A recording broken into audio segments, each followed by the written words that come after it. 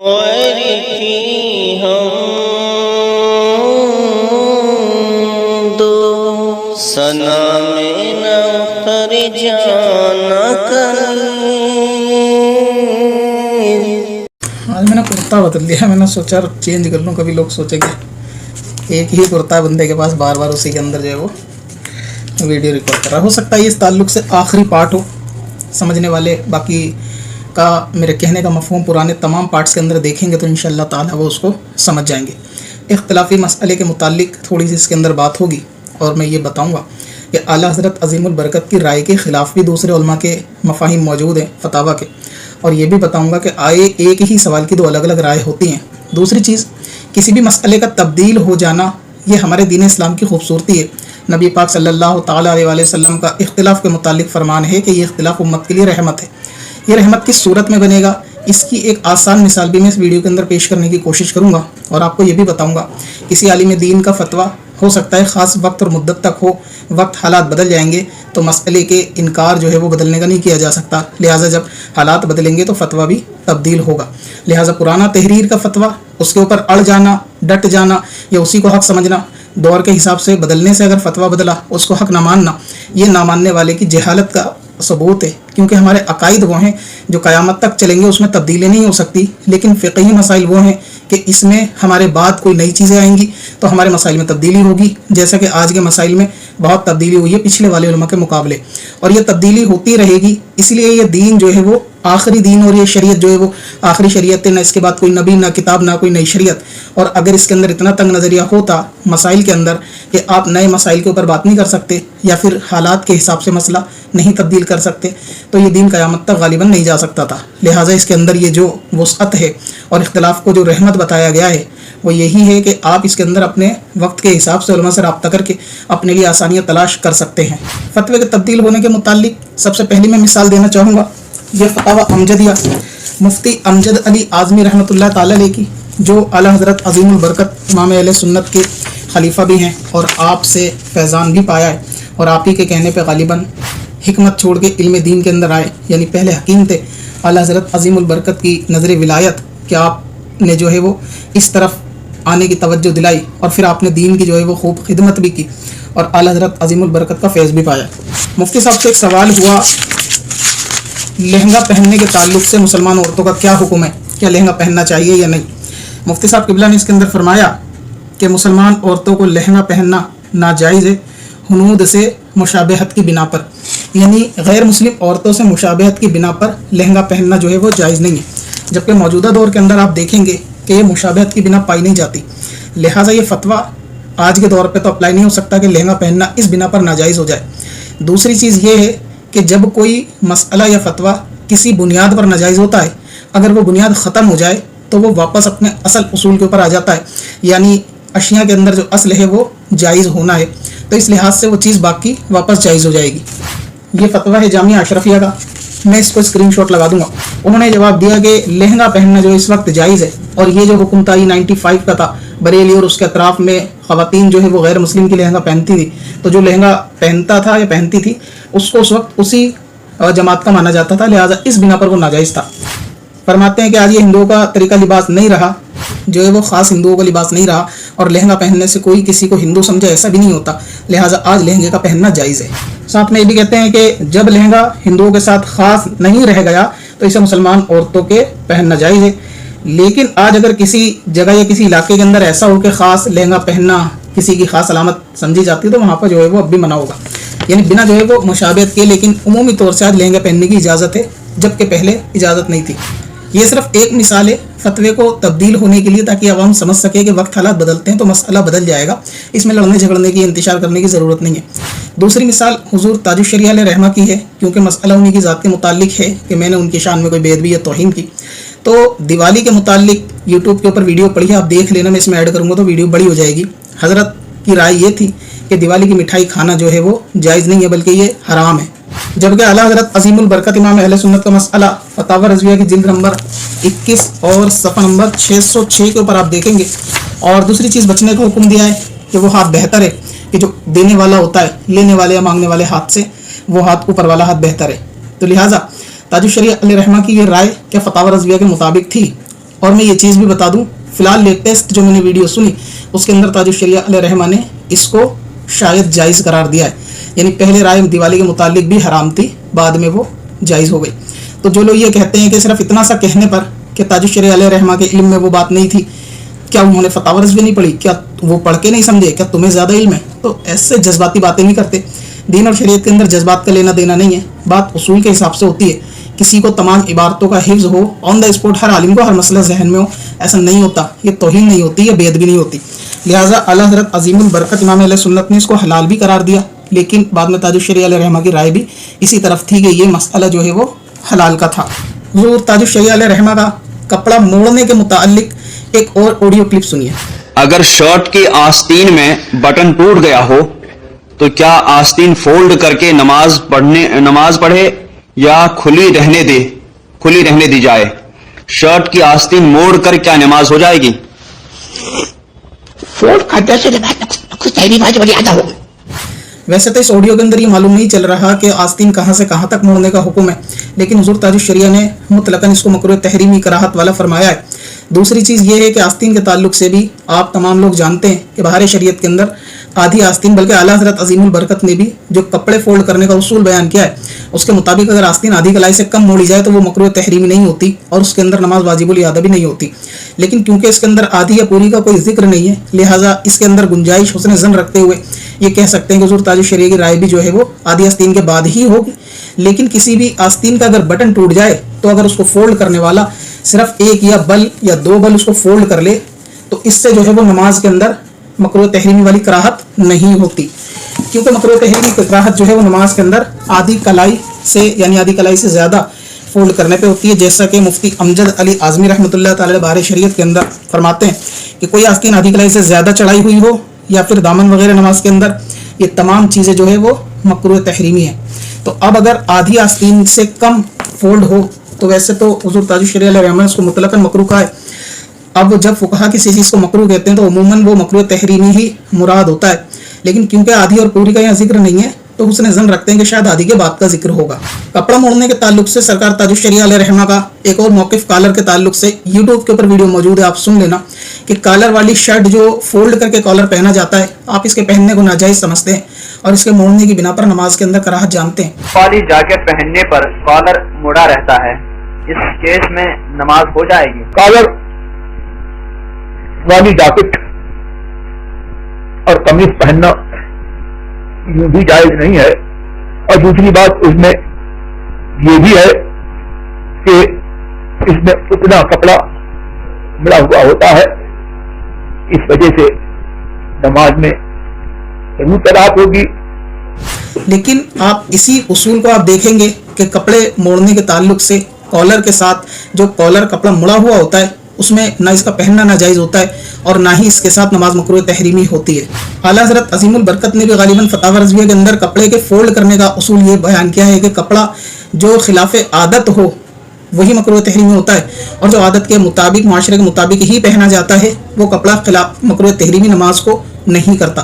لیکن آپ جواب کے اندر پہلے یہ آڈیو بھی سنیے کالر کے موڑنے کے تعلق سے۔ زیادہ تر دیکھا گیا ہے کہ شرٹ کی کالر مڑی ہوئی ہوتی ہے، تو کیا یہ صحیح ہے یا غلط؟ دیکھو، شرٹ کی جو کالرز ہوتی ہے وہ سارے شرٹ کی مڑی ہوئی ہوتی ہے، تو اسے کپڑا موڑنا نہیں کہتے ہیں۔ رہا مڑی ہوئے کالر کی شرٹ تو اس کی نماز ہو جائے گی۔ ٹیکنیکلی دیکھے جائیں تو دونوں جواب ایک دوسرے کے خلاف ہی معلوم ہو رہے ہیں۔ تاج الشریعہ علیہ رحمہ کی رائے میں یہ بھی مکروہ ہے، اس کا پہننا ناجائز ہے، جبکہ دیگر علماء کے نزدیک اصول کے حساب سے یہ نہ تو ناجائز اور نہ ہی مکروہ تحریمی نماز کو کرتا ہے، کیونکہ یہ اسی اصول پہ پہنا جاتا ہے کہ جو کپڑا جس اصول پہ سلا ہوا ہے اسی اصول پہ معاشرے کے اندر پہنا جائے گا تو اس کے اندر نماز درست ہے، اس کے خلاف کرا جائے گا تو نماز جو ہے وہ درست نہیں ہوگی، نماز کے اندر مکروہ تحریمی کی کراہت اس صورت میں ہوگی۔ اب میں پوچھنا چاہوں گا وہ لوگ جو مجھے طنز کر رہے تھے، کیا خلیفہ تاج الشریعہ علیہ رحمہ کی رائے تاج الشریعہ کے اگینسٹ ٹیکنیکلی نہیں لگ رہی؟ یا تاج الشریعہ علیہ رحمہ کا کپڑا موڑنے کے تعلق سے جو ان کے خیال یا ان کی تحقیق ہے وہ بظاہر فتاوی رضویہ کے خلاف نہیں لگ رہی؟ تو اس کے اندر ایسا نہیں ہوتا کہ عوام اس میں لڑنے جھگڑنے لگے یا آپ ایک دوسرے پہ لان تان یا چھوٹا بڑا والی، کوئی ایسی بات نہیں ہوتی۔ جو جس عالم کی تحقیق ہے وہ اپنی تحقیق کے ساتھ رہ سکتے ہیں، اس میں کوئی خرابی نہیں ہے۔ ہمیں چاہیے کہ آپ کو جس کے مسئلہ سمجھ میں آئے آپ عوام جو ہے دونوں علماء کا ادب کرتے ہوئے جس مسئلے پہ عمل کرنا چاہیں وہ کر لیں۔ اگر علماء کا اس میں اختلاف ہوتا ہے تو اعلیٰ حضرت عظیم البرکت نے فرمایا کہ عوام جس طرف رہے دونوں طرف उलमा हैं, दोनों मसलों पे जो है वो अपनी अपनी राय के मुताबिक आलिम दीन मौजूद हैं, तो आवाम जिस पे चाहे वो अमल कर सकती है। कपड़े फोल्ड करने के ताल्लुक से ही हुजूर ताजुश शरिया अलैहि रहमा का एक और मसला स्वेटर को फोल्ड करने के ताल्लुक से ये ऑडियो सुनिए। हजरत आजकल जो स्वेटर आते हैं उनमें नीचे का हिस्सा ऐसा होता है जो फोल्ड करने के लिए बना होता है, और जो कैप आते हैं वो भी नीचे से फोल्ड करने के लिए होते हैं। फोल्ड करने पर उस कैप के नीचे का डिजाइन ऊपर आ जाए तो नमाज में उन्हें फोल्ड करना कैसा है, नमाज हो जाएगी या नहीं? फोल्ड करना जाएगा। जो लोग ये समझते हैं कि मैंने ताजुश शरिया अलैहि रहमा का हसद किया है, मैं उनसे संजीदगी के साथ चाहता हूँ अपने करीबी दारुल इफ्ता के अंदर स्वेटर को फोल्ड करने के हुक्म से फतवा लेकर आएँ। 2-3 दारुल इफ्ता या मुफ्तियान इकराम से तो आप देखेंगे कि उन्होंने वही उसूल लिखा होगा कि जो लिबास जिस हैयत पर पहना जाता है वो लिबास उसी कैफियत के ऊपर माना जाएगा और उसके अंदर नमाज मकरूह तहरीमी नहीं है। लिहाजा सर्दियों में पहने जाने वाला स्वेटर जो नीचे से फोल्ड किया जाता है उसका उर्फ जारी फोल्ड करने पर ही है, और यही उर्फ उसूल होता है कि जो कपड़ा जिस कैफियत पे पहना जाएगा, सिला जाएगा, वो उसी के हिसाब से पहना जाए, उसमें नमाज उसी तरह हो जाएगी। और यही उसूल दीगर उलमा ने भी बयान किया है। ताजुश शरिया अलैहि रहमा का इस मामले में अपनी तहकीक और इस मामले में अपनी राय है, हम उनकी राय का एहतराम करते हैं, लेकिन उनकी राय को कबूल ना करना उनकी तौहीन बेदबी गुस्ताखी नहीं होती। ये तमाम अहले इल्म इस चीज़ से वाकिफ़ हैं, और उनकी तहकीक के खिलाफ राय रखना या उनकी तहकीक के खिलाफ अमल करना या उनकी तहकीक को ना कबूलना कोई गुस्ताखी होगी। तो सबसे पहले तो फिर कॉलर को फोल्ड करने का जो जवाब कली मनफी साहब ने दिया है वो तो ताजुश शरिया के खलीफा हैं, जाहिर है कि वो तो मोहब्बत रखते होंगे, हम तो चलो हासिद और बागी हैं, तो उनका जवाब ताजुश शरिया के टेक्निकली खिलाफ नजर आ रहा है। लेकिन शरीयत में इस तरह से इसको खिलाफ या मुवाफिक नहीं देखा जाता। जिस तरह से कुछ जज्बाती लोग आवाम के अंदर से इसको खिलाफ और तौहीन समझने लगते हैं, तो दीन का मसला जज्बात से हल नहीं होता, उसूल से हल होता है। अगर आपको किसी की राय नहीं लगती, नहीं जमती, तो आप उनको उनकी राय पे छोड़ दें, आपको उसके साथ बदकलामी या गाली गलौज की जरूरत नहीं है, इस बिना पर कि ताजुश शरिया की राय को हमेशा तस्लीम किया जाए। इस मसले पर मैं आखिरी दलील और देना चाहूँगा जो समझ वालों के लिए सबसे ज़्यादा बेहतरीन मिसाल हो सकती है, लेकिन इख्तिलाफ मसला नहीं है, इख्तिलाफ को कैसे डील किया जाता है यहाँ पर वो मसला है। लिहाजा मुफ्ती अमजद अली आज़मी रहमतुल्लाह तआला अलैह का एक मसला फतावा अमजदिया जिल्द नंबर 1 और सफ़ा नंबर इसका 201 पर देखें, और आपको ये मसला इसलिए ज़्यादा खूबसूरत लगेगा कि आपको ये चीज़ पता चलेगी कि जिनका मसला जिनके खिलाफ है वो उन्हीं के खलीफा भी हैं। मुफ्ती अमजद अली आज़मी रहमतुल्लाह तआला अलैह से ये सवाल हुआ कि नमाज वित्र के अंदर अगर कोई तीसरी रकात के अंदर दुआए कुनूत की जगह सूरह इखलास को 3 मरतबा पढ़ ले कुल हुवल्लाहु शरीफ, तो उसकी नमाज का क्या हुक्म है, नमाज वित्र का क्या हुक्म है। तो आप स्क्रीन के ऊपर ये पढ़ें। मुफ्ती साहब पहले तो फरमाते हैं कि दुआए कुनूत वित्र के अंदर वाजिब है, और कुनूत सिर्फ वही नहीं कि उसके नाम से जो मशहूर है उसको दुआ कुनूत का पढ़ना सुन्नत है, और अगर कोई दूसरी दुआ भी पढ़े जब भी उसका वाजिब अदा हो जाएगा। और नीचे फरमाते हैं कि और सूरह इखलास जिक्र खास है, इसके पढ़ने से वाजिब अदा ना होगा कि वाजिब तो पढ़ना दुआ है, और चूंकि कसदन तर्क वाजिब हुआ लिहाजा नमाज वाजिबुल इआदा होगी। यानी मुफ्ती अमजद अली आज़मी रहमतुल्लाह तआला के नज़दीक वित्र के अंदर सूरह इखलास का पढ़ना 3 मरतबा ये वाजिब को अदा नहीं करता, और इसके पढ़ने से नमाज वाजिबुल इआदा होती है। इसके बरखिलाफ आला हजरत अज़ीमुल बरकत इमाम अहले सुन्नत का यही मसला और यही फतवा सुने आप वितर के ताल्लुक से कि नमाज के अंदर नमाज वितर में 3 मरतबा सूरह इखलास पढ़ी जाए तो क्या वितर की नमाज हो जाएगी। तो आपने इरशाद फरमाया कि नमाज के सही होने में तो कलाम नहीं, ना ये सजदा सहव का महल है, सहवन कोई वाजिब तर्क ना हुआ। यानी आला हजरत फरमाते हैं कि नमाज सही हो जाएगी, इसमें तो कोई बात ही नहीं है, और इसमें तो सजदा सहव भी नहीं करना, और ना ही इसके अंदर कोई वाजिब तर्क हुआ। लिहाजा ये फतवा सवाल बिल्कुल सेम है, वित्र में 3 बार सूरह इखलास पढ़ना बिल्कुल टेक्निकली फतावा रज़विया के अगेंस्ट में है, मुफ्ती अमजद अली आज़मी रहमतुल्लाह तआला अलैह का। आगे आला हजरत सूरह इखलास के ताल्लुक से फरमा रहे हैं, रहा ये कि कुल हुवल्लाहु शरीफ पढ़ने से भी वाजिब अदा होगा कि नहीं होगा, इतने दिनों की नमाज का यादा किया जाएगा या नहीं किया जाएगा। तो फरमाते हैं जाहिर ये है कि वाजिब अदा हो जाएगा कि हर सना दुआ है, यानी वो भी सना है सूरह इखलास और हर सना दुआ है। बज़ाहिर ये फतावा अमजदिया बिल्कुल टेक्निकली फतावा रज़विया के खिलाफ लगती है, लेकिन अब इसके अंदर होता यह है कि किसी आलिम की कोई अपनी राय, अपनी तहकीक है और उसी के ऊपर फतवा है उनका, तो उनके मानने वाले उस पर अमल कर सकते हैं। तो क्या हम ये कह सकते हैं कि मुफ्ती अमजद अली आज़मी साहब को फतावा रज़विया का इल्म नहीं था, या आला हज़रत के पास रहकर भी उनका ये मसला गलत हो गया? ऐसा नहीं कहा जाता। इस मसले में आवाम का क्या फ़ायदा होता है वो मैं आपको समझाता हूँ, जिसको हदीस पाक के अंदर रहमत बताया गया। मिसाल के तौर पे किसी ने ये मसला फतावा अमजदिया से पढ़ा, किसी ने पढ़ने से मुराद आलिम दीन ने पढ़ा, और जब लोगों ने उनको पूछा तो उन्होंने यही फतवा आगे बयान किया या अपने मिंबर से आवाम को ये समझाया बहुत से ऐसे लाखों लोग होंगे जिन्होंने इस पर अमल किया होगा। अब जाहिर सी बात है कि वो फतवे के जद में ही अमल कर रहे हैं, कोई अपनी राय से नहीं कर रहे। और बहुत हद तक मुमकिन है किसी ने ये फतवा ना पढ़ा हो, फतावा रज़विया पढ़ी हो, फतावा रज़विया के मुतालिक अगर उनकी राय ये है तो उन आलिम दीन ने उस मसले पे अमल किया होगा। लिहाजा दो मसलों से ये बरकत ही साबित हुई कि किसी ने इनके फतवे को माना, किसी ने इनके फतवे को माना। और कुरान ने यही कहा था कि इल्म वालों से पूछो अगर तुम्हें इल्म ना हो, यानी अपनी अकल के घोड़े मत दौड़ाओ। तो जिसने ये पूछा ये भी इल्म वाले थे, बरोज़ क़यामत गलत है या सही है ये जिम्मेदार होंगे। और ऐसे मसले में आलिम को हमेशा एक नेकी तो मिलती है ना, अगर वो हक के ज़्यादा करीब हो, हक बजानिब हो तो उसको दोहरा सवाब मिलता है। तो यहाँ बहस और लड़ने वाली तो बात ही नहीं है, या राय को ना कबूल करना तो हसद ही नहीं है। अब मिसाल के तौर पे क़ुल शरीफ के ताल्लुक से मैं मुफ्ती अमजद अली आज़मी रहमतुल्लाह ताला अलैह का मसले को नहीं मानता। मिसाल के तौर पे मैं आला हज़रत के मसले को मानता हूँ कि हर सना दुआ है और हर दुआ सना है और इसके पढ़ने से वाजिब अदा हो जाएगा। तो क्या इनकी राय को ना कबूल करना इनकी बेदबी या तौहीन या इनकी कोई हसद की बू है? तो ऐसा नहीं होता। लिहाजा हमारी आवाम को ये समझना चाहिए कि आपको बहुत सारे लोग चैनल के जरिए, कमेंट्स के जरिए और स्टेज के जरिए भी इख्तिलाफी मसाइल पे लड़ाने की कोशिश करते हैं और नाकाम कोशिश करते हैं। वो इस इख्तिलाफ को ऐसा फसाद बना के पेश करते हैं कि आपको गोया गर्दन पकड़ के मजबूर करेंगे कि फलां साहब की बात ही माननी है, उन्हीं का फतवा मानना है। अगर आप उनके खिलाफ किसी और फतवे या किसी और आलिम की राय के कायल हैं तो गोया आपने बहुत बड़ी इस्लाम से बगावत कर दी। ऐसा दर्स आजकल स्टेजों से भी है और कमेंट सेक्शन और वीडियो के जरिए तो जाहिर सी बात है कि बिल्कुल आम दिया ही जा रहा है। तो किसी भी जज्बाती बातों में आने से बेहतर है कि उसूल क्या कहते हैं और हमारी शरीयत क्या कहती है और इख्तिलाफ से हमें क्या फ़ायदा होता है, उस चीज़ को समझना चाहिए, ना कि इख्तिलाफ को फसाद की जड़ बनाना चाहिए। तो किसी की राय को कबूल ना करना ये उसकी कोई तौहीन नहीं होती और ना इससे लाजिम आता कि फलां के इल्म में ऐसा नहीं था तो क्या वो उन्होंने बगैर इल्म का फतवा दिया। बाज़ लोग कहते हैं कि कोई फतवा सिकंदर वारसी के ज़्यादा समझा, ताजुश शरिया नहीं समझे। इसका ये ऐसा मतलब नहीं निकाला जाता कि कोई ज़्यादा समझा या ज़्यादा नहीं समझा। लिहाजा वीडियो ज़्यादा बड़ी हो गई इसलिए मैं इसको यहीं पे ख़त्म करता हूँ। उम्मीद है कि इसके बाद किसी पार्ट की इस मसले में फ़िलहाल ज़रूरत नहीं होगी। मैं वादा नहीं करता लेकिन कोशिश करता हूँ कि फतावा इस मसले में जो दूसरा पार्ट था जो 30 मिनट का था, ज़्यादा बड़ा था, मैं उसको मुख्तसर 5 मिनट की सिर्फ फतावा रज़विया की इबारत को दोबारा रिकॉर्ड करने की कोशिश करूँगा ताकि मुफ्ती साहब क़िबला तक सिर्फ 5-7 मिनट की वीडियो चली जाए, उनको सुनने में आसानी हो। लेकिन वक्त मिला तो मैं ऐसा करूँगा। बाकी जो एडमिन हजरात जिन्होंने अपने डिस्क्रिप्शन में लिखा था कि मुफ्ती साहब से हम जवाब लाए मेरी इज्जत की खातिर, वरना तो जवाब देने के लिए फ़कीर ही काफ़ी था, झूठ का पर्दाफाश करने के लिए मैं ही काफ़ी हूँ वगैरह वगैरह, और थंबनेल टाइटल पे मुंह तोड़ जवाब, दांत तोड़ जवाब, इस तरीके की बातें करते हैं, इनसे कोई फ़ायदा नहीं। अगर किसी एडमिन को लगता है कि तस्वीर के मसले पर, मैयत की तस्वीर के मुद्दे पर फतावा रज़विया के अंदर वो ज़्यादा काबिल हैं, समझे हैं, तो मैं उम्मीद करूंगा कि वो लाइव आके मुझे समझाएं और इस पे ऊपर बात कर लें।